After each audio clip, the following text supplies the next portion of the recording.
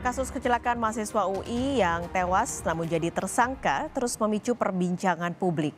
Polda Metro Jaya merespons dengan membentuk tim pencari fakta dan akan menggelar rekonstruksi ulang bersama sejumlah ahli agar proses penyidikan transparan dan objektif. Nyawa mana yang bisa diganti dengan barang atau uang? Itu buat kami. Walaupun bukan nyawa dibayar nyawa ya, kita di negara hukum, kami berusaha untuk melalui semua prosedur hukum itu, tapi sekarang malah prosedur hukum itu menurut kami malah berbalik menyerang kami, yang menetapkan anak kami sebagai tersangka. Ibunda Hasya Atalasya Putra, Dwi Syafira Putri, menuntut keadilan atas kematian anaknya. Ia mempertanyakan status putranya yang jadi tersangka, padahal telah meninggal dalam kecelakaan.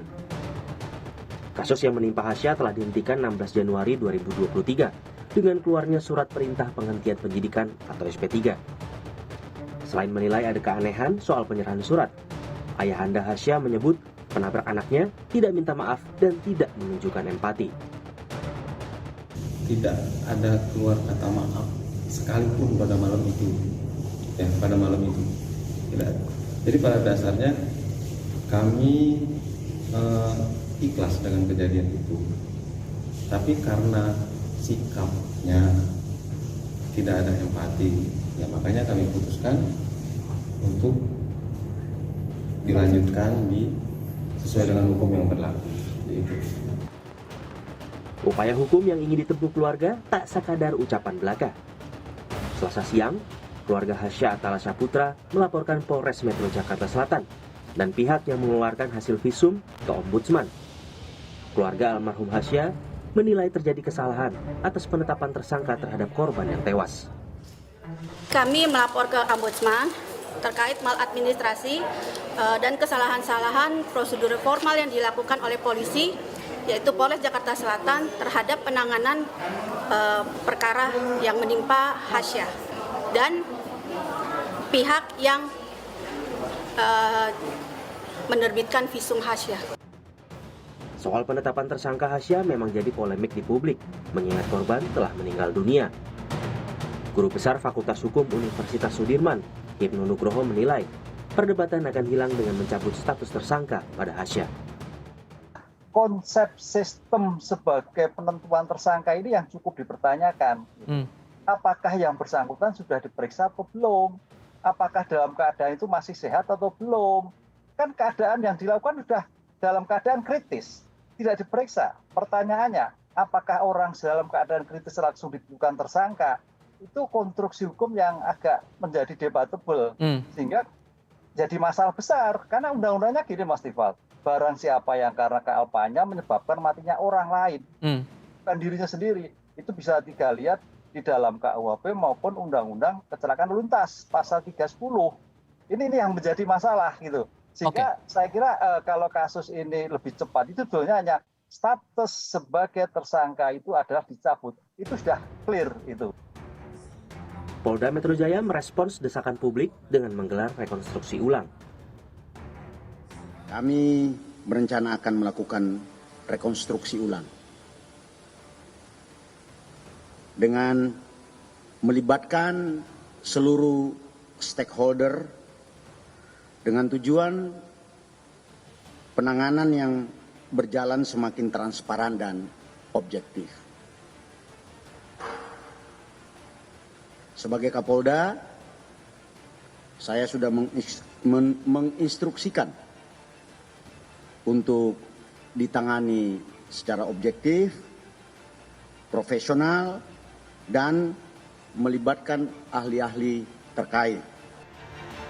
Komisi Kepolisian Nasional, Kompolnas, turun tangan mengawal penanganan kasus kecelakaan yang menewaskan mahasiswa UI. Kompolnas meminta keluarga Hasya kembali dipanggil agar mengetahui secara jelas dan transparan proses penyelidikan dan penyidikan kasus kecelakaan tersebut. Sorotan juga muncul soal pertanyaan keluarga terkait mengapa penabrak yang tidak menolong korban tidak diberikan sanksi hukum. Ruang untuk keluarga melapor dibuka pintunya, silakan. Beri contoh keluhan tentang kenapa orang yang tidak menolong kok tidak kenakan sanksi hukum. Ini pun dibuka ruang untuk itu. Oleh sebab itu, marilah kita sama-sama ikuti proses rekonstruksi ulang, kemudian proses penyidikan selanjutnya. Kami dari Kompolnas akan terus mengawal kasus ini untuk memastikan kasus ini ditangani secara profesional. Kecelakaan yang menimpa Hasya Atala Saputra, mahasiswa UI, terjadi pada 6 Oktober 2022. Hasya pun jadi tersangka meski sudah meninggal. Hal inilah yang dianggap mencederai rasa keadilan masyarakat. Kapolri bahkan meminta pembentukan tim khusus untuk mengusut kasus ini. Tim Liputan, Kompas TV.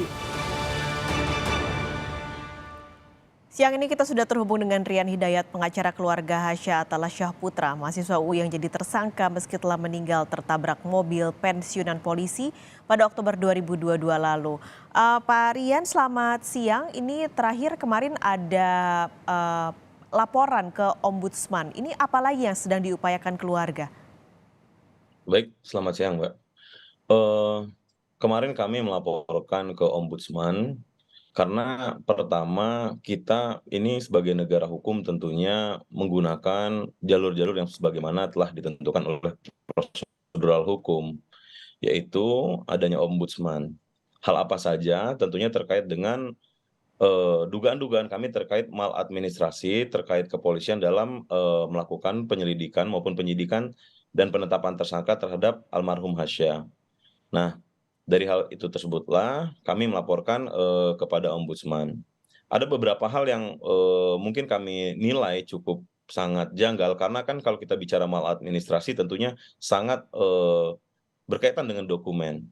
Salah satu contohnya adalah terkait dengan dokumen-dokumen yang diberikan itu tidak pernah ada list tentang surat penetapan tersangka. Bahkan kami baru mendapatkannya itu di sekitar tanggal 27 Januari 2023, yaitu setelah konferensi pers. Artinya apakah penegakan hukum harus seperti ini terus? Baru ada konferensi pers, maka baru ada informasi. Yang kedua adalah tanggal 17 Januari kami mendapatkan dokumen-dokumen SP2HP dan SP3 terkait dengan itu tanggal 16 Januari. Itu tertulis penyelidikan, namun di bawah runtutannya tentang penyidikan, bahkan ada tentang SP3-nya. Artinya terkait dengan maladministrasi tersebut kami melaporkan kepada Ombudsman. Mudah-mudahan ini dapat ditindaklanjuti dengan baik oleh Ombudsman dan didengar oleh Bapak Presiden, Bapak Kapolri, dan Bapak Kapolda sehubungan dengan penegakan hukum terkait dengan administrasi penyelenggaraan penyelidikan dan penyidikan, Mbak.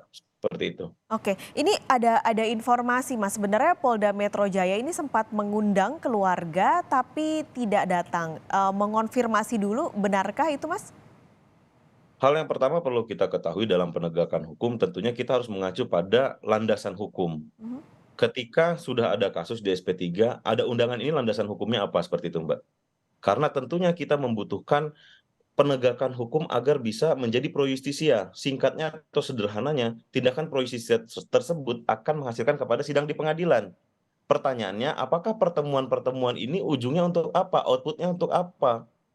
Tentunya kalau untuk maju kepada pengadilan kita butuh landasan-landasan hukum sebagaimana hukum acara pidana seperti itu. Nah, kami tidak tahu ini tujuannya apa. Kalau hanya kita untuk bertemu, kami ini untuk keadilan. Bagaimana bisa melakukan penyelenggaraan yang bersifat penyidikan yang bersifat pro justisia. Gunanya apa, Mbak? Tujuannya nanti untuk dapat diadili seperti itu. Ini akan ada undangan kembali kah dari polisi? Karena tadi Kompolnas juga meminta keluarga diundang kembali. Apakah akan menerima undangan tersebut dan akan datang? Tentunya kami pertanyaan pertamanya undangan tersebut landasannya apa secara hukum acara pidana. Karena ini kan ada korban yang sudah meninggal, Mbak. Jangan sampai kalau korban ada yang sudah meninggal kita hanya bertemu membicarakan sesuatu outputnya apa gitu kan. Nah, kami menolak penegakan seperti itu. Kami di sini membutuhkan pemeriksaan ulang. Guna apa? Guna mendapatkan keadilan agar bisa di sidang pengadilan. Kalau kita hanya bertemu dan membahas tentang suatu hal, misalkan ada ahli, nanti outputnya di pengadilan apa? Apakah itu bisa jadi sebagai keterangan ahli? Kan tidak. Karena tadi kita harus mengacu pada hukum acara pidana seperti itu. Maka kami mengambil langkah sesuai dengan koridor hukum untuk melaporkan kepada Ombudsman terkait dengan penyelenggaraan administratif penyelidikan dan penyidikan kemarin seperti itu. Oke, berarti apakah termasuk rekonstruksi ulang yang diwacanakan oleh polisi juga ditolak oleh keluarga, Mas? Kami mempertanyakan apakah tim pencari fakta ini sudah sesuai dengan hukum acara pidana. Seperti itu, Mbak. Karena kenapa? Jika ada rekonstruksi, jika ada ahli ternyata tidak masuk dalam hukum acara pidana, kan artinya tidak bisa dipakai dalam pemeriksaan di pengadilan nanti kan. Maka oleh karena itu tentunya yang kami soroti adalah di sini apakah tindakan-tindakan tersebut terdapat landasan hukum. Karena ini ada korban yang meninggal sebagaimana dugaan di pasal 310 ayat 4, artinya kita harus mengacu pada hukum acara pidana seperti itu. Karena tim pencari fakta tentunya apa outputnya, apa komposisinya, kita harus bertanya-tanya. Tentunya landasannya apa pertanyaan ini? Hukum acara pidana. Kita punya KUHP seperti itu. Jadi bukan masalah menolak atau tidak, justru kami mempertanyakan kepada Bapak Kapolda maupun kepolisian dalam tindakan tersebut seperti itu. Oke, berarti kalau tadi sebenarnya harapan dari keluarga melalui Mas Rian tadi bilang ingin ada penyelidikan ulang atau mungkin nanti istilahnya adalah ada rekonstruksi ulang. Adakah pihak-pihak yang sebenarnya diinginkan atau diharapkan keluarga ada di dalam tim pencari fakta tersebut? Ya tentunya ini pertama, ini kan komitmen dari Pak Kapolri terkait dengan transparansi penyelidikan.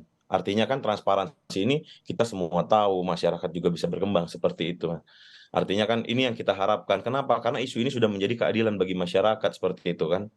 Bagaimana penegakan prosedur-prosedur administrasi dalam kejadian laka lantas seperti itu. Harapannya semoga bisa berjalan dengan baik dan kita bisa mendapatkan keadilan seperti itu. Terakhir Mas Rian, ini sejauh ini selama penyelidikan berlangsung, selama proses saat ini masih berjalan, pernahkah keluarga korban ini mendapatkan ancaman, Mas? Ancaman dari mana, Mbak? Intinya kalau masuk ke rumah ada beberapa kali sudah pernah ada intervensi dan keluarga takut seperti itu. Saya hanya bisa menyampaikan seperti itu. Ada apa, Mas? Bisa diulang? Sorry. Ada beberapa kali pihak-pihak tertentu yang mencoba memasuki rumah dari keluarga sehingga keluarga merasa takut seperti itu. Namun tidak diketahui siapa pihak yang ingin memasuki rumah itu, tidak diselidiki lebih lanjut kah? Nanti akan kami jelaskan lebih lanjut apabila itu dimungkinkan seperti itu. Oke, baik. Terima kasih Mas Rian siang ini sudah bergabung di Kompas Siang. Sehat selalu, terima kasih.